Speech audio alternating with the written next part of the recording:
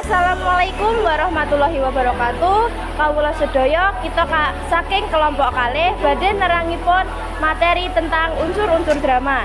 Sederengipun tepangaken nami kula Atara Yenela Safa Gusti Arianto nomor 6. Tepangaken nami kula Fadil Olian Dramatika nomor 11. Tepangaken nami kula Sasabian Ora Octavian nomor 32. Tepangaken nami kula Dihayu Bakita Purnama saking nomor 12. Tepangaken kula Dukan Agung Fadil saking nomor 12. Unsur intrinsik sawijining sandiwara mujudake unsur singkate langsung mangun cerita. Nalika unsur intrinsik minangka unsur kang mangun cerita saka jaba lan mangaribawani dumadine cerita kasebut. Dene sing dadi unsur intrinsik drama antarane latar belakang pangripta, agama lan kaapiyatan kang dirasuk dening pangripta, kahanan politik negara, kahanan psikologis pangripta, lan kahanan sesuai sosial budaya. Tema drama inggih punika gagasan utami ingkang menjalin struktur isi drama. Tuladhanipun kemanusiaan, nasionalisme, kaencalan, memitran, kahajeng-ajeng lan welas asih. Paraga lan penokohan. Paraga yaiku pawongan kang maragakake sawijining tokoh ing pamentasan drama.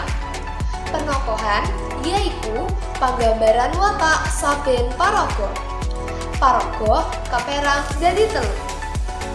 Paraga protagonis yaiku paraga kang nyengkuyung dalane cerita. Paraga antagonis yaiku paraga kang nentang dalane cerita. Lan paraga tritagonis, paraga tambahan.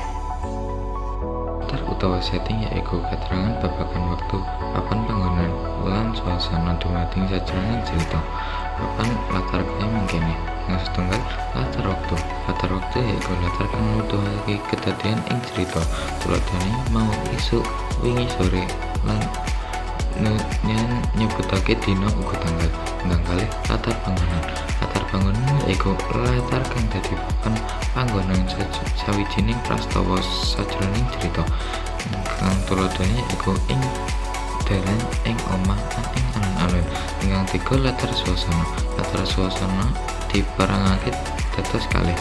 Ingkang menika ingkang setunggal suasana alam. Suasana alam yaiku kedadean ing sakiwa tengene paraga. Tuladhane yaiku jumlorot srengenge saka pangwetan lan swara jago kluruk saut-sautan.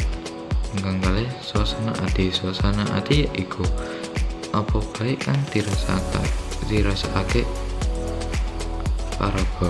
Tuladhane yaiku murka, nasut, was-was lan seneng. Ingkang sekawan latar sosial lan pengawean para paraga. Latar sosial manut urutane kaperangan kaya iki.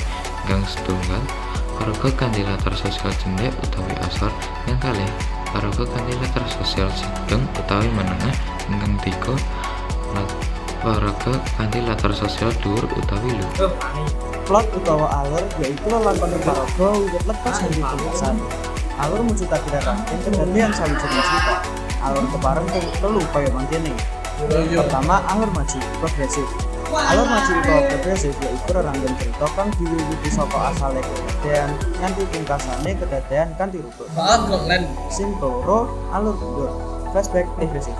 Alur mundur utawa flashback progresif yaiku rerangkaian kang diwiwiti saka akhire kedadean banjur penting lan dipungkasi pungkasane cerita. Katelu, alur campuran. Alur campuran utawa alur maju mundur lumrahe kawiwitan saka anan klimaks. Banjur mundur ngenani ketepungan kita nuli maju ing perangan awal anane konflik. Pungkasan anane rampungan.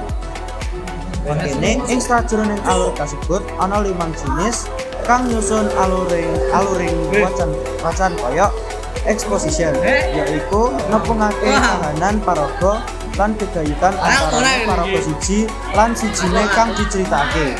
Kaloro, complication yaiku ngandharake kedadean kang manggonake sumbering prakara. Katelu, rising action yaiku wuwuhaning perkara kang dialami dening paragane.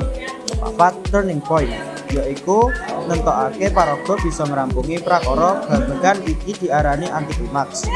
Kelima, ending yaiku kabeh prakara kang dihadapi dening paragan wis bisa dirampungake. Nah, salajengipun yaiku amanat. Amanat minangka paweling utawi pitutur sing kepengin disampaikan penulis utawi sutradara marang audiens. Contohnya yaiku pemirsa pementasan drama. Amanat bisa dijupuk pitutur-pitutur apik kanggo kahuripan saben dinane.